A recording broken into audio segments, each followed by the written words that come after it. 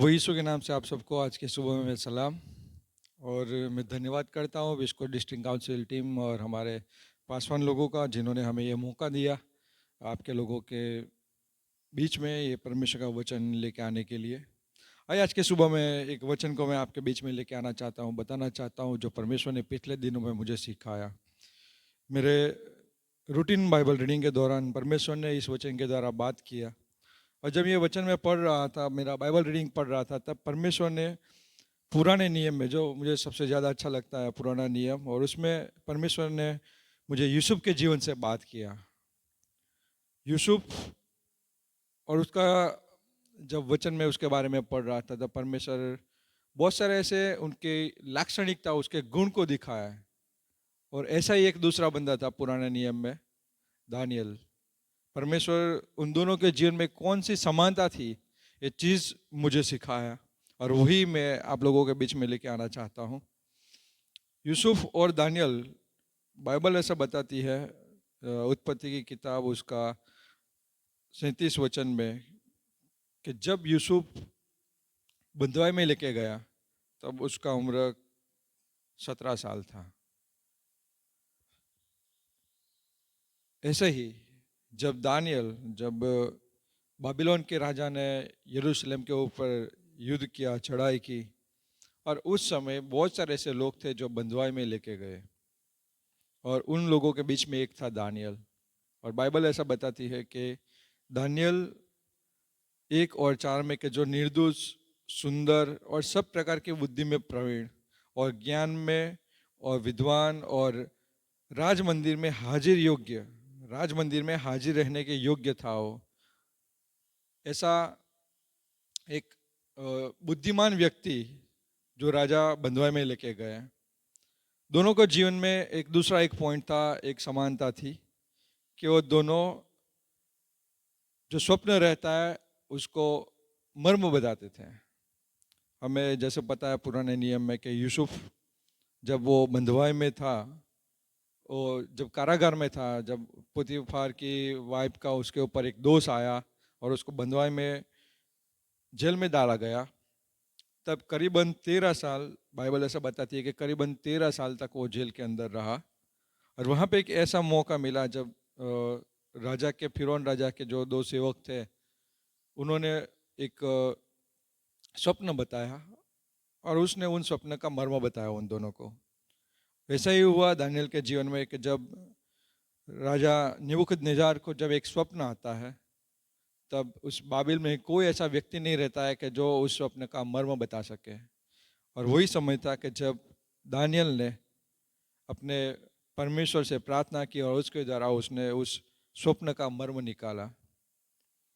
और ये दोनों, उस जो परमेश्वर ने आशीर्वाद दिया था, उनको आशीष दी थी वो स्वप्न का मर्म निकालने की, उनके द्वारा उन्होंने परमेश्वर के नाम की स्तुति की। और तीसरा था कि यूसुफ और दानियल, जब उन्होंने दोनों राजा अपने अपने समय काल में जब राजा को उनके सपनों का मर्म बताया, तब फिरौन राजा और नबूकदनेस्जार दोनों राजा ने उन दोनों को आशीषित किया, और एक राजनीतिक सामर्थ्य दिया, उनको एक ओहदा दिया, उनको एक प्रधानमंत्री के रूप में, और सबके ऊपर उन्होंने राज करने के लिए एक सीमा चिन्ह दिया, उनको एक राजदंड दिया, ताकि वो लोगों के ऊपर राज कर सके, और उनके नियम के द्वारा उनकी प्रजा को वो चलाए।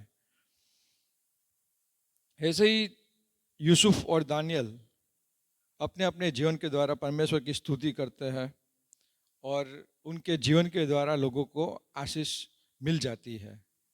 सबसे अच्छा वही लगता है कि जब ये दोनों बंधुआई में थे, उसके बाद परमेश्वर की आशीष उनको मिली, एक ओहदा मिला, एक राजनीतिक उनको सामर्थ्य मिला।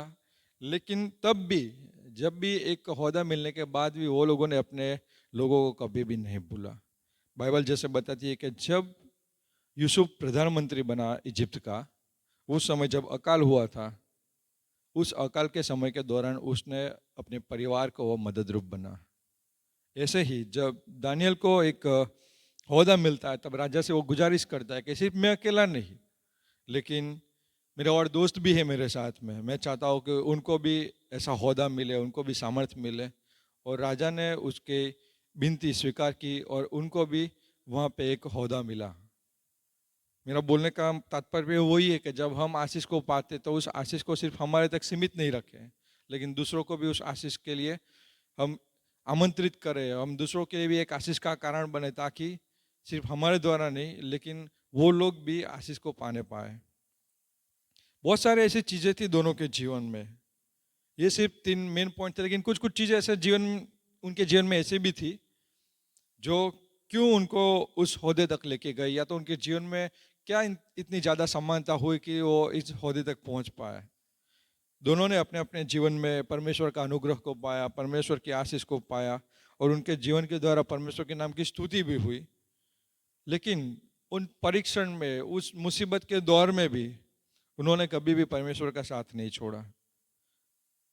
जब वो लोग 17 साल की उम्र में थे, वहाँ पे वो बंधुआई में लेके गए, अपने घर से दूर, अपने कल्चर से दूर, लेकिन वहाँ पे भी उन्होंने कभी भी अपने परमेश्वर को नहीं छोड़ा। वो परमेश्वर से लिपटे रहे हर एक परिस्थिति में, चाहे वो बाहर एक स्वतंत्रता का जीवन था या तो कारागार के अंदर थे, जेल के अंदर थे, वहाँ पे भी कभी भी वो परमेश्वर का साथ उन्होंने नहीं छोड़ा और परमेश्वर को वहाँ पे भी विश्वास योग्य रहे। आप सोचे, जब किसी व्यक्ति को अपने घर से इतना दूर जाना पड़ता है, या तो किसी ऐसे कल्चर में, दूसरे कल्चर में जाके लोग अपने आप को बदल लेते हैं, लेकिन 13 साल तक यूसुफ ही रहा, और दानियल भी बोलता है कि बंधुआई में भी दानियल ही रहा। जब दोनों राजा ने, फिरौन राजा और नेबूखदनेस्सर, दोनों ने उन दोनों को नाम को चेंज कर दिया था, नाम उनका बदल दिया था। जैसे हमें पता है कि पुराने नियम में जब किसी बच्चे का जन्म होता है तब उनका नाम ऐसे ही नहीं रखा जाता था, उसके गुण को देखते थे और उसके बाद उसका नाम रखा जाता था।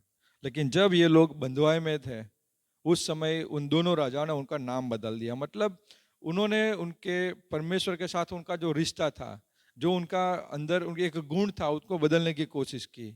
वो अपने कल्चर से दूर, वहाँ पे उनको एक नए रीति रिवाज के हिसाब से जीने के लिए उनको नया मौका दिया। उनके पास वहाँ पे ओहदा था, उनके पास वहाँ पे हर एक चीज़ था जो उनको चाहिए था, लेकिन उस परिस्थिति के दौरान भी कभी भी उन्होंने अपने जीवन में कोई बदलाव को लेके नहीं आया। जो वचन और जो रीति रिवाज से वो अपने अपने एरिया में थे बंधुआई से पहले ही, वही उनका कल्चर, वही उनका विश्वास, वही उनका जीवन उस बंधुआई में, उस इजिप्ट में और उस बाबिलोन में भी रहा। तो मैं आज कुछ चीज़ों को बताना चाहता हूँ कि वो क्यों उस ओहदे तक पहुँच पाए। उनके जीवन में सबसे पहला था कमिटमेंट। जब वो बंधुआई में गए, उन्होंने अपने परमेश्वर को नहीं छोड़ा।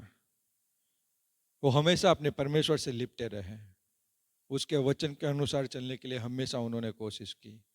जब कभी उनका परीक्षण हुआ, जब कभी उनको मौका मिला अपने जीवन को बदलने का, लेकिन उन्होंने कभी उस मौके का फायदा नहीं उठाया और उन्होंने हमेशा परमेश्वर के वचन के द्वारा जीने के लिए उन्होंने कोशिश की। दूसरा है अनकॉम्प्रोमाइजिंग लाइफ। उन्होंने कभी भी परमेश्वर के साथ या परमेश्वर के रिश्ते के साथ या परमेश्वर के वचन के द्वारा जीना है, उस चीज के साथ कभी भी उन्होंने समझौता नहीं किया। जैसे हमें वचन पता है, दोनों के जीवन में परीक्षण आया। जब यूसुफ इजिप्ट के अंदर एक गुलाम के जगह पे, वहां पे उसको बेचा गया, उसके पास एक समय आता है कि जब वो पहले पोतीफार के घर में प्रधान सेवक बन जाता है। वैसे ही जब दानियल, वो भी जब बंधुआई में था, तब उनके लिए भी बहुत सारे ऐसे परीक्षण का समय आया।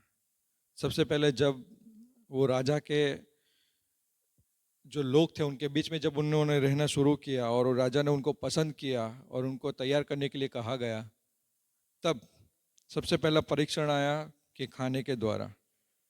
बहुत सारी ऐसी चीज़ें थी जो परमेश्वर के वचन के विरुद्ध में थी। जैसे बाइबल का वचन बताता है कि उन्होंने उस खाने और पीने का विरोध किया और उन्होंने कभी भी वहाँ पे समझौता नहीं किया। हो सकता है कि अगर वो राजा के खाने को खा लेते और निपुण भी हो जाते या तो हुश पुश हो जाते, तो उससे किसको महिमा मिलती? जो राजा का परमेश्वर था उसको। लेकिन नहीं, उन्होंने उस चीज का विरोध किया और वहां पे उन्होंने जो खोजा था उसको बताया, जो कारोबारी था खाने पीने का उसको बताया कि हमें राजे का खाना नहीं चाहिए, लेकिन हमें सिर्फ हमारा जो वेजिटेरियन खाना है वही हमें दिया जाए, और पानी हम पिएंगे, राजा का द्राक्षा रस या कोई भी दूसरा ड्रिंक हम नहीं लेंगे। और जैसे हमें पता है कि जब उनका एक टेस्ट होता है तब वो लोग दूसरे लोगों से भी ज़्यादा अधिक वहाँ पे हुष्ट पुष्ट और समझदार पाए गए। तो वही मेरा कहना है कि उन्होंने कभी भी परमेश्वर के वचन के साथ समझौता नहीं किया। उन्होंने कभी भी ऐसा अपने जीवन में ऐसा मौका नहीं दिया कि जिसके द्वारा परमेश्वर के नाम की बदनामी हो। वो तीसरा चीज़ है कि वो हमेशा परमेश्वर को विश्वास योग्य बने रहे। यूसुफ के जीवन से ऐसे पता चलता है कि यूसुफ वहाँ पे प्रधानमंत्री था, दूसरे देश के अंदर, दूसरे कल्चर के अंदर।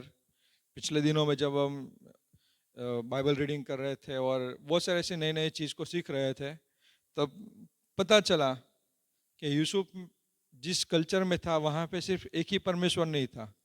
वहाँ पे हर एक बीमारी के लिए, हर एक चीज़ के लिए, आकाश के लिए, नदी के लिए और संपत्ति के लिए, हर एक चीज़ के लिए एक अलग अलग परमेश्वर है।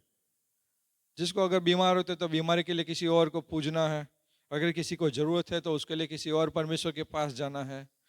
लेकिन उत्पत्ति की किताब में कहीं पे भी ऐसा लिखा नहीं है कि इजिप्ट में प्रधानमंत्री के बनने के बाद यूसुफ ने कहीं पे भी अपने सर को किसी और परमेश्वर के सामने झुकाया। वैसा ही दानियल के जीवन में भी है कि जब दानियल के विरुद्ध में बहुत सारे ऐसी प्रपंच किए गए, लोगों ने दोष ढूंढना शुरू किया, लेकिन बाइबल का वचन ऐसा बताता है दानियल 6 और 4 में कि वो हर एक परीक्षण के बीच में जब लोग उसके जीवन से दोष को ढूंढ रहे थे, उस समय में भी वो परमेश्वर को विश्वास योग्य बना रहा। जब दानियल के लिए एक नियम को लेकर आया गया कि किसी और परमेश्वर की स्तुति आराधना नहीं करनी है, किसी परमेश्वर को प्रार्थना नहीं करना है, लेकिन फिर भी दानियल जानता था कि मेरे विरुद्ध में है। लेकिन उस नियम के विरुद्ध में जाकर भी उसने कभी भी अपना जो रोजिंदा जीवन है उसमें कभी भी उसने समझौता नहीं किया। उसका जो टाइम था कि 3 बार प्रार्थना करना, तो उसने किया, चाहे उसके लिए उसको सजा भी क्यों ना हो। तो वही है कि वो कभी भी उन्होंने कॉम्प्रोमाइज़ नहीं किया, कभी समझौता नहीं किया, और हमेशा वो परमेश्वर को विश्वास योग्य बने रहे। और जब कभी उनके जीवन में कुछ कार्य हुआ, जब भी कोई आशीष आई, तो उन्होंने सबसे पहले परमेश्वर को महिमा दी। उन्होंने उनके कार्यों के द्वारा परमेश्वर के नाम की स्तुति की। जैसे यूसुफ के जीवन में बताता है, यूसुफ का 41 और 16 में, कि जब यूसुफ ने राजा के स्वप्न का मर्म को बताया, तब वो राजा को बताता है कि मैं कुछ नहीं जानता, लेकिन परमेश्वर है जो फिरौन के लिए शुभ वचन को देगा करके।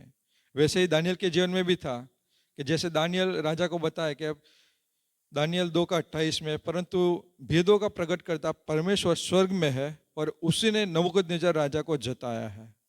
उन्होंने कभी भी अपनी बढ़ाई नहीं की कि मेरे द्वारा हुआ या तो मेरे अंदर ऐसा टैलेंट है कि मैं उस ये काम के लिए इतना योग्य हूँ। नहीं, कभी नहीं। उन्होंने जो भी किया उनके द्वारा परमेश्वर के नाम की स्तुति की और हमेशा परमेश्वर को ही आशीष किया। तो मेरा आखिरी पॉइंट ये है कि उन्होंने हमेशा परमेश्वर के ऊपर विश्वास किया। आप सोचे कभी किसी और जगह में जाना, अनजाने लोगों के बीच में रहना, लेकिन फिर भी उनके कल्चर को वो स्वीकार नहीं करते और हमेशा उनके रास्ते में, उनके रोजिंदा जीवन में, हमेशा उनके जीवन के द्वारा उन्होंने परमेश्वर के ऊपर विश्वास किया और परमेश्वर से लिपटे रहे। और सबसे अच्छा चीज़ मुझे वही लगता है कि उन्होंने कभी अपने आप में बदलाव को नहीं लेके आए।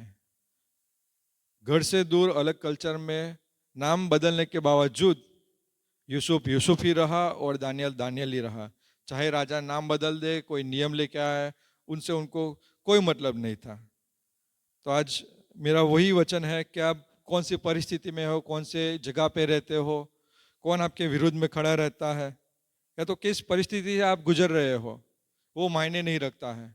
लेकिन आपको जो भी जगह पे है, जो भी परिस्थिति में है, आप जो है वही रहना है, जो परमेश्वर ने आपको दिया गया है उसी को ही पकड़ के आगे बढ़ना है और परमेश्वर को विश्वास योग्य बने रहना है। आमीन।